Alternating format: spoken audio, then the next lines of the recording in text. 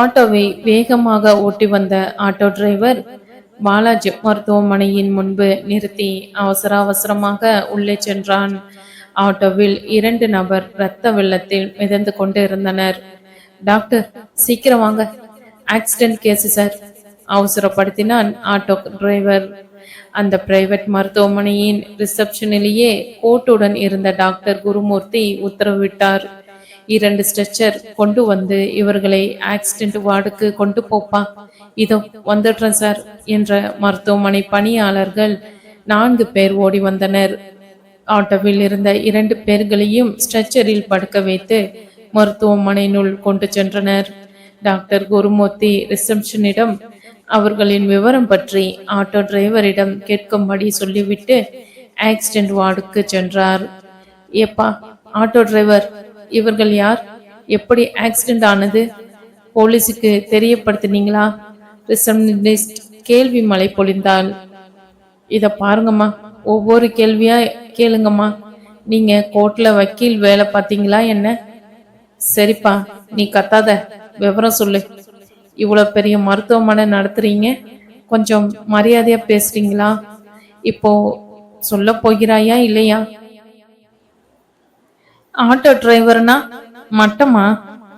மறுபடியும் மரியாதை குறைவாக தான் பேசுறீங்க மேடம்.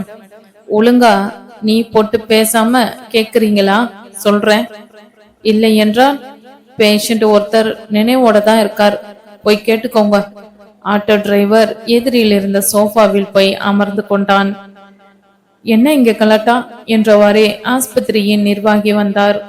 ரிசப்ஷனிஸ்டிடம் கேட்டார். சார், இந்த ஆளு ஆக்சிடென்ட் கேஸ் கொண்டு வந்தா, விவரம் கேட்டால் சொல்ல மாட்டானாம். நிர்வாகி டிரைவர் பக்கம் திரும்பி கேட்டார். ஏன்பா, விவரம் சொல்ல வேண்டியது தானே, ஏன் வீணா கலாட்டா பண்ற? ஆட்டோ டிரைவர் யோசித்தான். இவர்களுக்கு நம்ம பாணியில் பேசினாதான் புரியும் என்று எண்ணமிட்டபடியே பதில் சொன்னான். என்ன கேட்ட நீ? உனக்கு ஏண்டா பதில் சொல்லணும்? காட்டமாகவே கேட்டான். இதை கேட்ட மருத்துவமனையின் நிர்வாகிக்கு கோபம் வந்துவிட்டது. என்னப்பா மரியாதை இல்லாம பேசுற?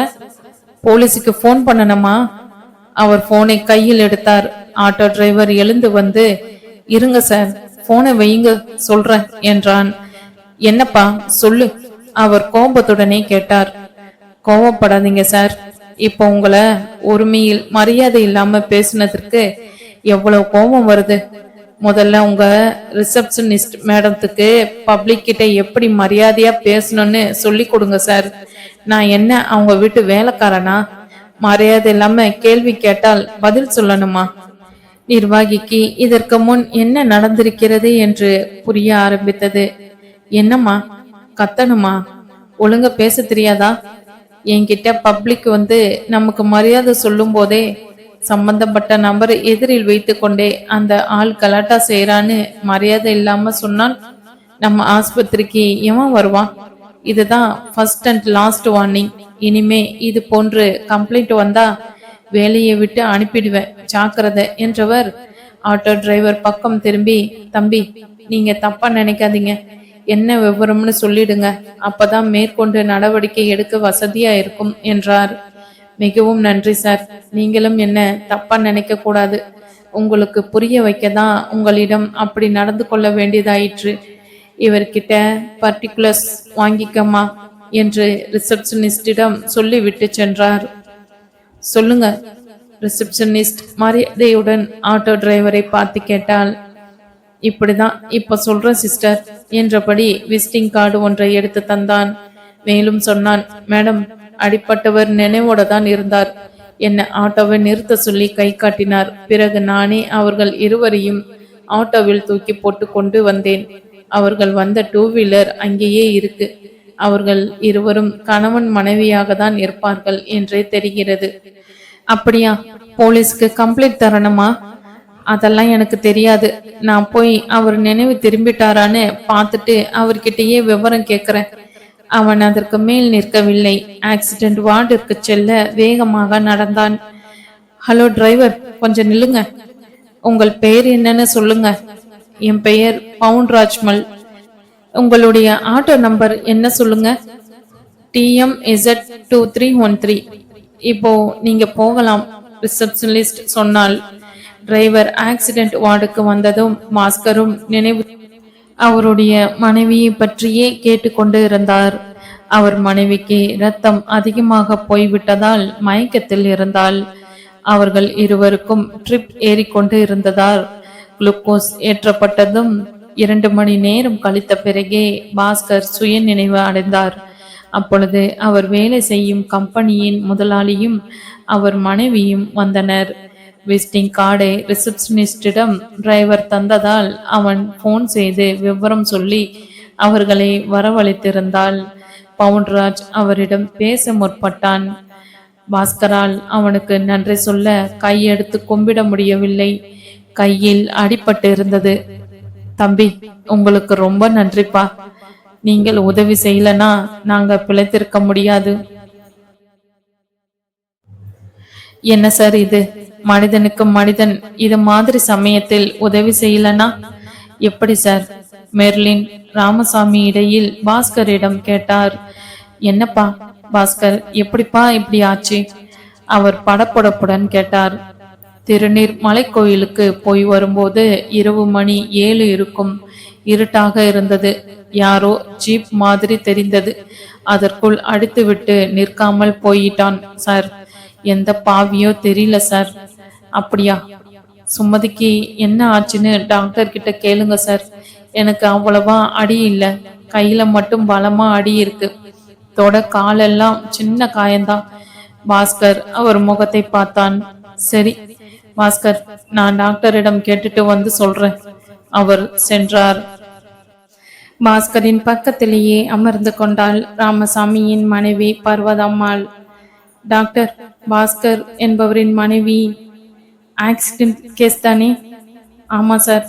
அவங்களுக்கு ரத்தம் அதிகமா போயிட்டு இருக்கு. ரத்தம் தேவைப்படும். ஆபரேஷன் பண்ணிட்டு இன்னும் 1/2 மணி நேரத்தில் வார்டுக்கு கொண்டு வருவார்கள். இடுப்பில் அடி பலமா பட்டு இருக்கு. கால்கள் 2ம் பாதிக்கப்பட்டு இருக்கும். உயிருக்கு ஆபத்தில்லையே டாக்டர்? உயிருக்கு ஒன்றும் ஆபத்தில்ல. சரிங்க டாக்டர், கொஞ்சம் பார்த்துக்கங்க டாக்டர். எவ்வளவு பணம் செலவானாலும் பரவாயில்ல, குணப்படுத்திடணும். உயிருக்கு ஆபத்தில்லைன்னு டாக்டர் சொல்றார். அப்படின்னா அடி அதிகமா பட்டு இருக்காம், குணப்படுத்திக்கலாம்னு எவ்வளவு பணம் செலவானாலும் பரவாயில்லைன்னு சொல்லுங்க சார். என் சுமதி குணமடையணும். பாஸ்கர் கேட்டுக்கொண்டான். நானே சொல்லிட்டேன் பாஸ்கர், நீ கவலைப்படாத, நான் பார்த்துக்கிறேன். ராமசாமி தன் மனைவியிடம் சுமதியை பார்த்து கொள்ளும்படி சொல்லிவிட்டு அவர் மட்டும் வீட்டிற்கு புறப்பட்டு போனார். பவுன்ராஜ் சுமதி ஆபரேஷன் தியேட்டரில் இருந்து வந்தவுடன் பாஸ்கரிடம் சொல்லிக்கொண்டு புறப்பட்டான். போகும் பொழுது சுமதியின் கழுத்தில் இருந்து கலட்டிய நகைகளை பாஸ்கரிடம் தந்துவிட்டு சொன்னான். சார், நகையுடன் இங்கே கொண்டு வந்தால் இங்கே இருப்பவர்கள் எடுத்துக்கொண்டு அட்மிட் பண்ணின என் மேல் பழி சொல்லிவிடுவார்கள் சார். அதனால தான் முன்னமே கலட்டி வைத்து கொண்டேன். எல்லாம் சரியா இருக்கிறதா என்று பார்த்துக்கங்க சார். ரொம்ப நன்றி தம்பி. மறுபடியும் மா தம்பி. பாஸ்கர் பேச முடியாமல் ஈனசுரத்தில் பேசினான். சார், நீங்க ரெஸ்ட் எடுத்துக்கங்க. அம்மாவை பார்த்துக்க சொல்லுங்க. நான் நாளைக்கு காலையில வரேன் சார். பவுன்ராஜ் புறப்பட்டு சென்றான். பர்வதம்மாள் பாஸ்கரின் படுக்கைக்கும் சுமதியின் படுக்கைக்கும் இடையில் அமர்ந்து குளுக்கோஸ் ஏறி கொண்டிருக்கிறதா என்பதை கவனித்து கொண்டிருந்தாள். சுமதிக்கு நினைவு திரும்பவில்லை. தலையில் அடிபடாமல் போனதால் உயிருக்கு ஆபத்தில்லாமல் போயிற்று. பாஸ்கர் தன் மனைவியின் பக்கமே பார்த்து கொண்டு இருந்தான். அவளுக்கு நினைவு திரும்பி வரும் வரை அவன் இதயம் வேகமாக ஓடிக்கொண்டு இருந்ததை அவனால் உணர முடிந்தது.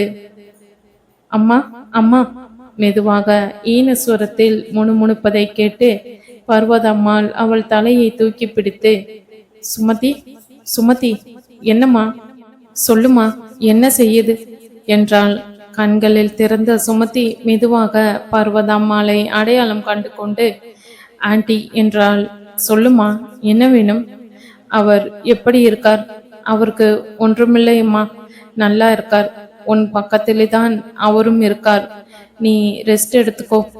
சுமதி கண்களை மூடிக்கொண்டு தூக்கத்தில் ஆழ்ந்தாள். பர்வதம்மாள் பாஸ்கரிடம், சுமதிக்கு ஒன்றுமில்லை பாஸ்கர், சரியாகி விடுவாள்.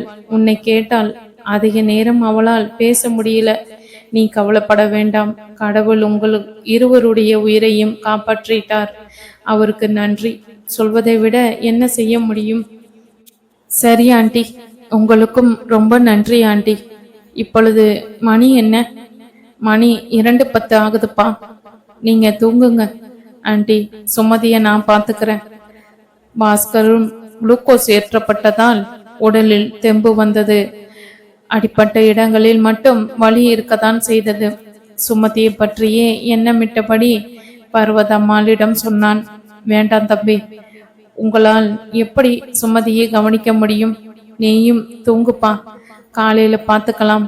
பர்வதம்மாள் சுமதியின் கையில் ட்ரிப் ஏறிக்கொண்டிருந்த இடத்தில் தடவி விட்டபடியே குளுக்கோஸ் ஏறிக்கொண்டிருக்கிறதா என்பதை கவனித்துக் கொண்டிருந்தாள். மறுநாள் காலையில் பாஸ்கரின் நண்பர்கள், அவர் ஆபீஸில் பணியாற்றும் சக ஊழியர்கள் அனைவரும் வந்து பார்த்துவிட்டு சென்றனர்.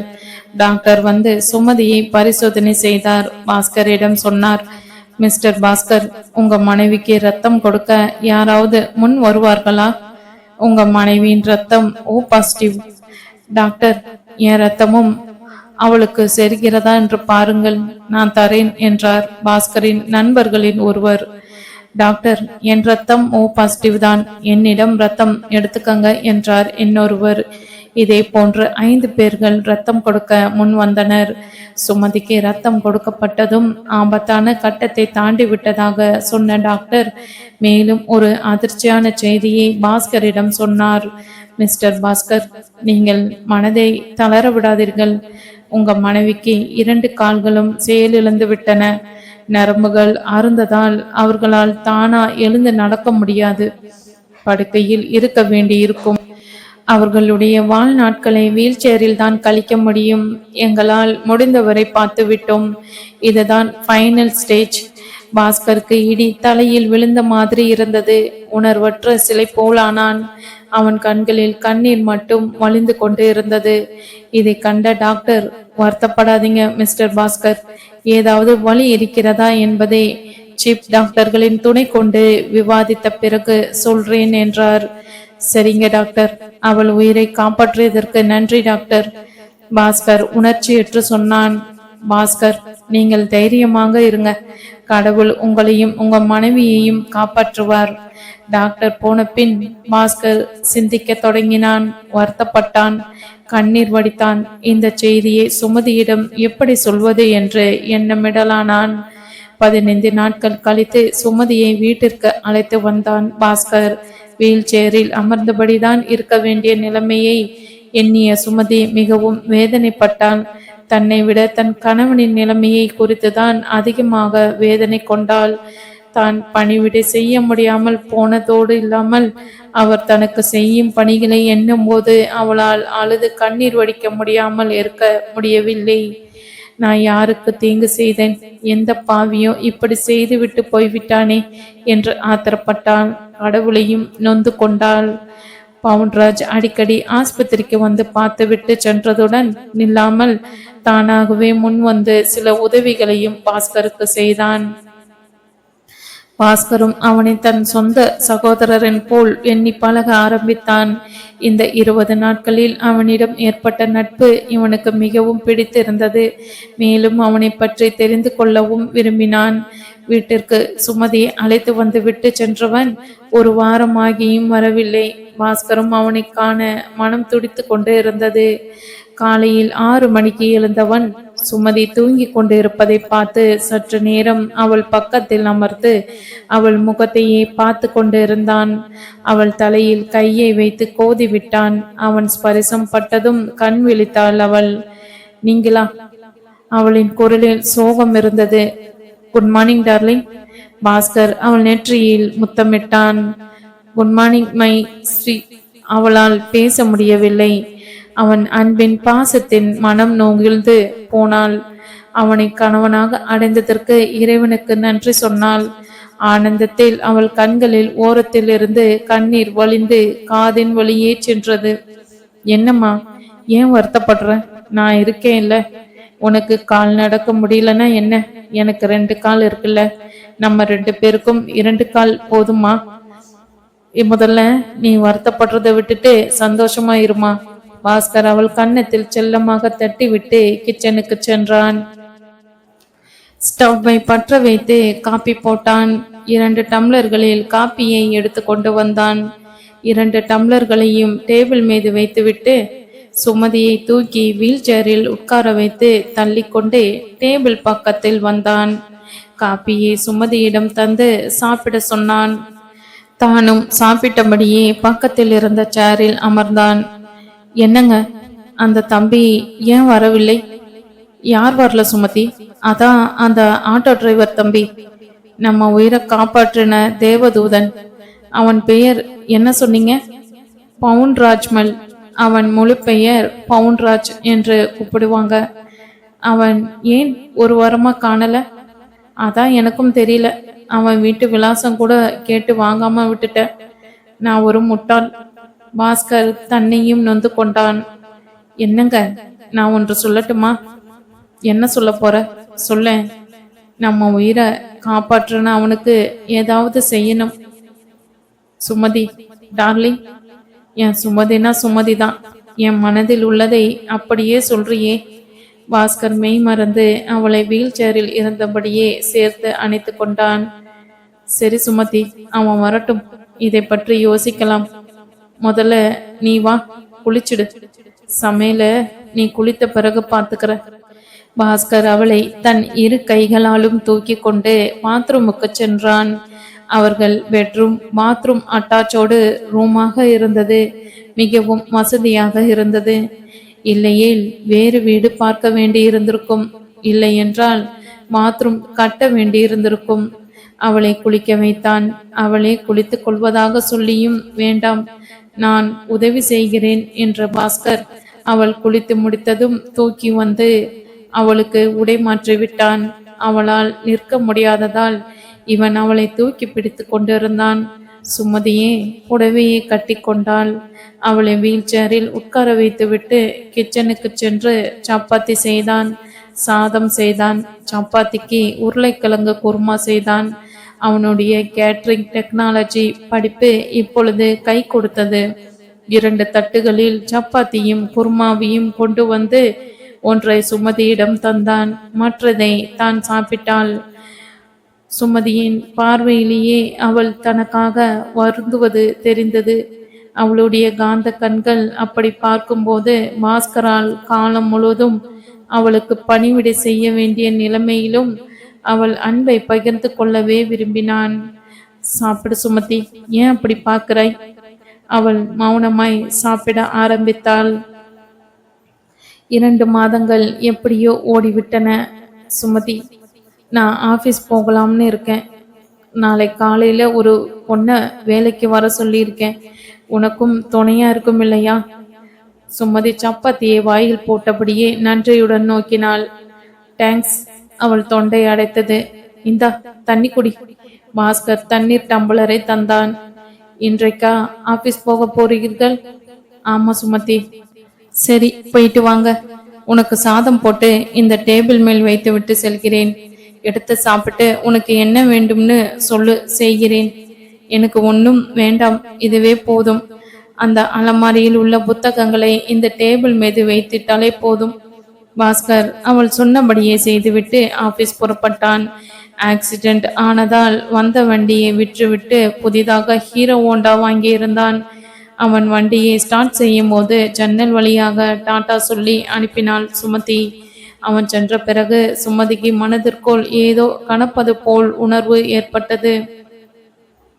மெர்லின் எக்ஸ்போர்ட்ஸ் அண்ட் இம்போர்ட்ஸ் கம்பெனியின் ஜெனரல் மேனேஜராக பணியாற்றி வரும் பாஸ்கர் 2 மாதங்களுக்கு பின் வேலைக்கு வந்திருந்தான். ஆபீஸ் ஸ்டாஃப் அனைவரும் மிகவும் சோகத்துடன் அவனை வரவேற்றனர். எல்லோரும் அவன் மனைவியின் உடல்நிலையை பற்றியே விசாரித்தனர். பொறுமையுடன் அனைவருக்கும் பதில் சொன்னான் பாஸ்கர். தானும் தன் மனைவியும் மருத்துவமனையில் சிகிச்சை பெற்று இருந்தபோது தானே முன்வந்து உதவி செய்த முன்வந்து ரத்தம் கொடுத்து உதவியாளர்களுக்கு தன் நன்றியை தெரிவித்து கொண்டான். கடைசியாக தன் முதலாளி மெர்லின் ராமசாமியை பார்க்க சென்றான். அவர் அறையின் கதவை திறந்து மே ஐ கம்இன் சார் என்றான். எஸ் மிஸ்டர் பாஸ்கர், ப்ளீஸ் கம்இன் என்றான் அவர். பாஸ்கர் உள்ளே சென்றான்.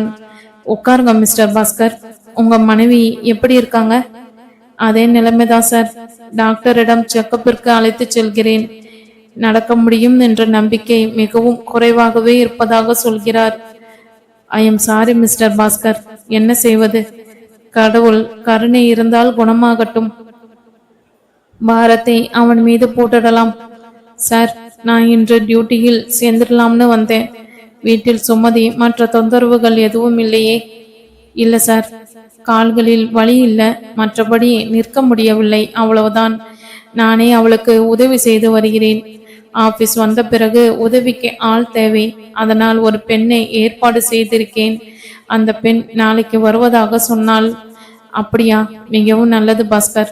மேலும் உனக்கு எந்த உதவி வேணும்னாலும் தயக்கமின்றி கேட்கலாம்.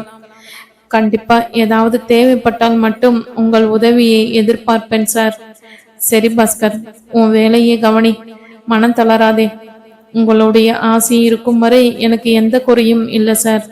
நீ என் மகன் மாதிரி பாஸ்கர், என்னென்றும் என் ஆசை உனக்கு உண்டு. சென்று வா. நான் வரேன் சார் என்ற பாஸ்கர் அவர் அறையிலிருந்து தன் அறைக்கு வந்தான். தன் சீட்டில் அமர்ந்து அன்றைய பணிகள் என்னென்ன என்றிய போனை எடுத்தான். ஹலோ ஆப்ரேட்டரா? ஆமா சார், குட் மார்னிங் சார், எப்படி இருக்கீங்க சார்? அவள் நலம் விசாரித்தாள். இருக்கேம்மா, எனக்கு இன்றைய அர்ஜென்ட் ஒர்க் ஏதாவது உள்ளதா என்பதை மிஸ்டர் ரங்கல் மூலமாக சொல்லி அனுப்புங்க. சரி சார், சொல்லி அனுப்புறேன் சார். அப்புறம் இன்னும் ரிசப்ஷனிஸ்ட் அப்பாயின்மெண்ட் பண்ணலையா? இல்லை சார், எம்டி நீங்க வந்த பிறகு பார்க்கலாம்னு சொல்லிட்டார் சார். அப்படியா? Then you to one thing, இந்த இன்டர்வியூ ஃபைலை என் அறைக்கு அனுப்புமா? சரி சார், அனுப்பிடுறேன் சார். பாஸ்கர் போனை வைத்துவிட்டு சிந்தனையுடன் இருந்தான். அவன் மனது சுமதியிடமே இருந்தது. அவள் தனிமையில் எப்படி இருக்கிறாளோ என்பதை நினைக்கும் போது அவன் மனம் கனத்தது. காலிங் பெல்லை அழுத்தினான். எஸ் சார் என்றபடி முரளி உள்ளே வந்தான். முரளி, ஒரு டீ வாங்கிட்டு வாப்பா. அவனிடம் 10 ரூபாய் எடுத்து தந்தான். May come in sir? Mister Rangan ஃபைலுடன் வந்தார். Yes mister Rangan, you are welcome. Bhaskar ரங்கனை அமரும்படி சொன்னான். மிஸ்டர் ரங்கன், இன்றைக்கு ஏதாவது அர்ஜென்ட் ஒர்க் இருக்கா? அர்ஜென்ட் ஒர்க் எதுவும் இல்லை சார்.